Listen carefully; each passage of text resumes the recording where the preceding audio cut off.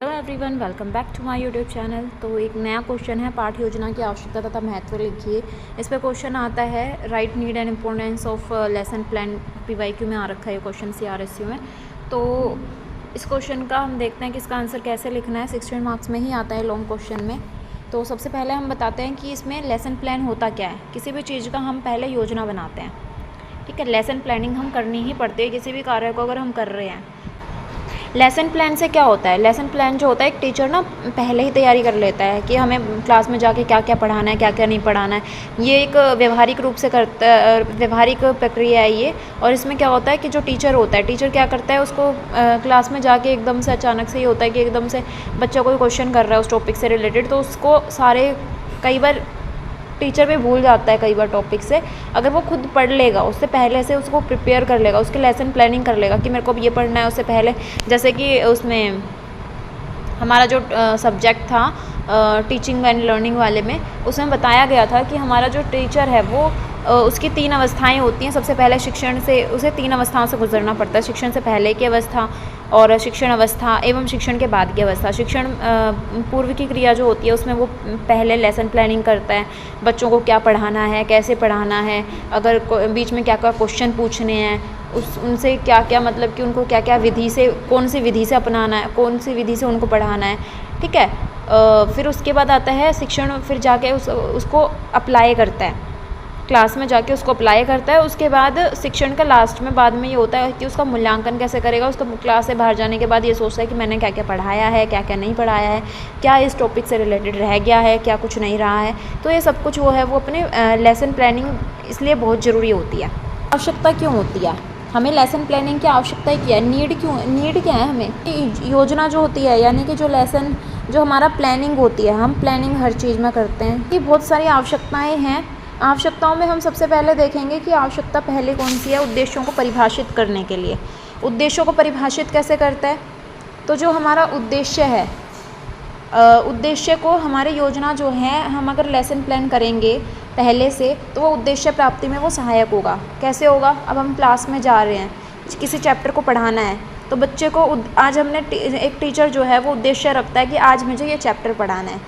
अब वो सीधा ऐसे डायरेक्ट चला जाएगा और बच्चे ने उस टॉपिक से रिलेटेड बीच में कोई क्वेश्चन कर लिया और अचानक से टीचर को याद नहीं आ रहा है वो टॉपिक, क्योंकि उसे पढ़े हुए बहुत टाइम हो चुका है और टीचर बने हुए, लेकिन वो अगर ऐसे ही जा रहा है तो उसे कुछ ना कुछ, कहीं ना कहीं थोड़ा बहुत रह जाता है। अगर वो लेसन प्लान करके चलेगा तो उससे एक भी क्वेश्चन ऐसा नहीं होगा कि वो ना, ऐसा हो कि वो टीचर ना बता पाए, या फिर कोई उस टॉपिक से रिलेटेड करंट में कुछ चल रहा है तो उसके एग्जाम्पल डाल सकता है, ताकि बच्चे जो हैं वो करंट से भी जुड़े रहें। और एक अच्छा एग्जाम्पल है, मतलब कि उसको करंट में रखने का, टीचर भी कनेक्ट रहता है करंट से, क्योंकि बहुत सारे काम होते हैं टीचर्स को, वो इतना बिजी हो जाता है कि करंट से वो जोड़ ही नहीं पाता है सब्जेक्ट्स को। अपने सब्जेक्ट में इतना घुला रहता है कि बस अपना सब्जेक्ट पढ़ाना है और बच्चों को मूल्यांकन करना है, ख़त्म। तब है लेसन प्लानिंग कर लेता है तो वो एक क्रम में चलता है, लेवल बाय लेवल चलता है कि आज मुझे ये पढ़ाना है, उसके बाद मैं ये पढ़ाऊँगा, उसके बाद मैं ये पढ़ाऊँगा। तो एक लेवल से चलेगा, तो छोटे से बड़ा लेके लेवल चलेगा, तो उसको, बच्चे को ईजी हो जाएगा।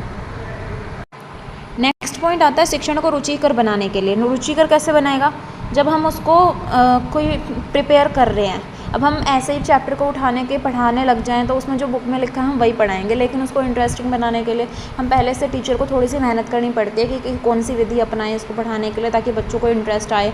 कौन सा ज्योग्राफी में हम ग्लोब वगैरह लेके जाएं, उसको समझाने का तरीका क्या होगा। जो बच्चे अलग अलग विभिन्नताएं पाई गई हैं उनको टीचर को ये पता है कि वो बच्चा कमज़ोर है, उसको कैसे पढ़ाया जाए, तो थोड़ा सा उसको चेंजेस करने की बहुत ज़रूरत होती है। तो उसको ईजी करने के लिए ये बहुत ज़रूरी है कि उसका रुचियों का ध्यान रखा जाए बच्चों का। लेसन प्लान से क्या होता है, मानसिक शक्तियों का विकास भी होता है। इससे क्या होता है, हमारी तर्क शक्ति, विचार शक्ति, निर्णय लेने की शक्ति, कल्पना शक्ति जो होती है वो हमारी विकसित होती है। क्योंकि जब टीचर हमें एक उससे पढ़ाएगा और बच्चा भी एक इंटरेस्ट के साथ पढ़ता है तो उसका लेवल जो है वो अप होता है, ठीक है। उसके बाद आता है शिक्षकों में विस्मृति कम करना।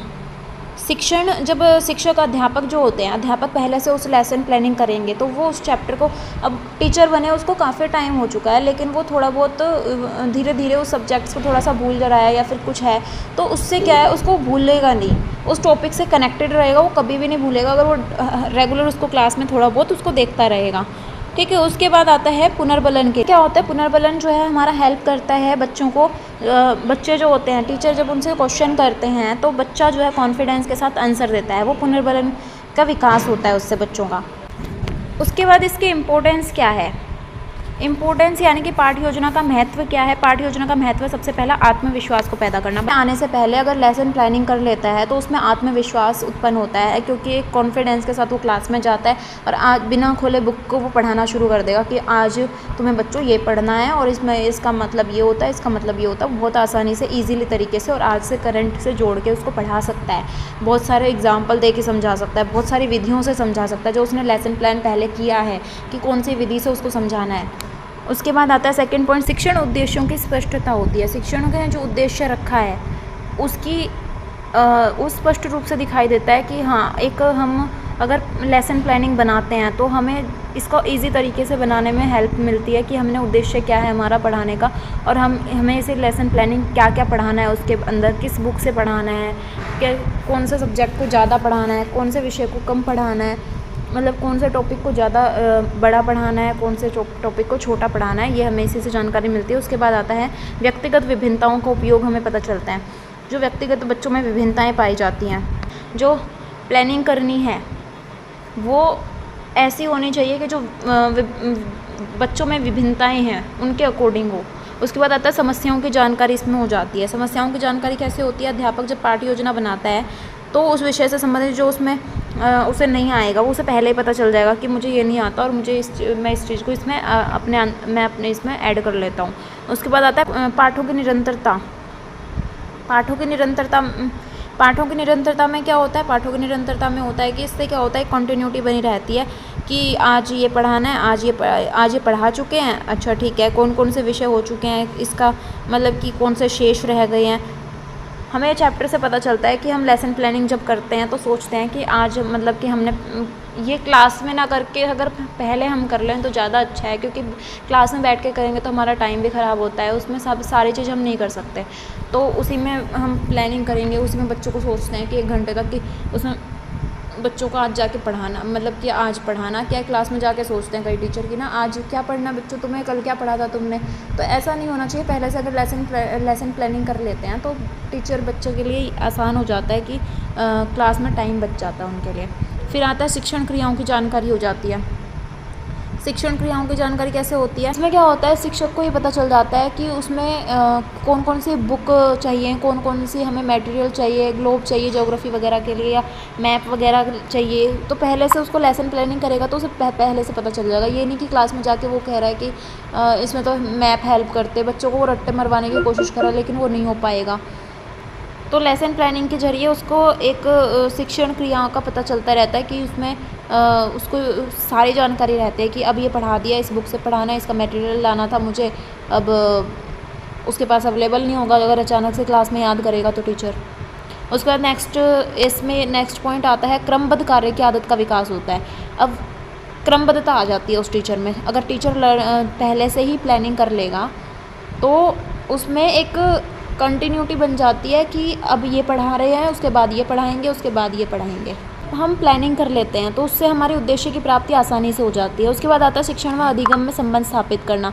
हमें टीचिंग करा रहा है और जो बच्चा जो लर्निंग कर रहा है उसके बीच में जो है संबंध स्थापित हो जाता है। अच्छे मतलब कि बच्चे जो हैं वो अच्छे से समझने लग जाते हैं, उनका कॉन्सेप्ट क्लियर होने लगता है, क्योंकि टीचर जो है वो जितना हो सके उनके लेवल का पहले से ही प्रिपेयर करके आ रहा है, उनको समझाने की अलग अलग विधियाँ लेके आ रहा है, क्रिएटिविटी उसके अंदर डालेगा, तो बच्चों को कॉन्सेप्ट और ज़्यादा अच्छे से क्लियर होंगे और इजी हो जाएंगे। उसके बाद आता है रूपरेखा प्रदान करने के लिए। एक हमें क्या होता है कि हमें एक ना रूपरेखा मिल जाती है कि हमें स्टेप बाय स्टेप चलना है। उसके बाद आता है अनुशासन में आ जाते हैं बच्चे पे। क्या होता है, अनुशासनहीनता पर नियंत्रण हो जाता है इससे। कक्षा में जब हम पहले से तैयारी नहीं करके आते तो हम ना कुछ टाइम उसमें वेस्ट कर देते हैं टीचर कि उसमें क्या होता है कि बच्चे जो होते हैं टीचर क्या करते हैं कि पहले जाके क्लास में बैठ जाते हैं, अटेंडेंस वगैरह लेते हैं, उसके बाद फिर सोचते हैं कि आज क्या पढ़ाना है, बच्चों से पूछते हैं। फिर बच्चे जब तक वो समझते हैं कि आज क्या पढ़ाना है, जब तक बच्चे जो हैं वो अपनी मस्ती में रहते हैं, शोर मचाते हैं, तो उससे अनुशासन भंग होता है। और जिससे कि जब हम पहले से प्लानिंग करके आएंगे तो अनुशासन बना रहेगा क्लास में। तो यहीं पे इस वीडियो को एंड करते हैं, यहाँ पे क्वेश्चन ख़त्म होता है। ये बहुत सारे पॉइंट्स बता दिए मैंने आपके 16 मार्क्स के अकॉर्डिंग, इतना इनफ है। तो थैंक यू फॉर वॉचिंग।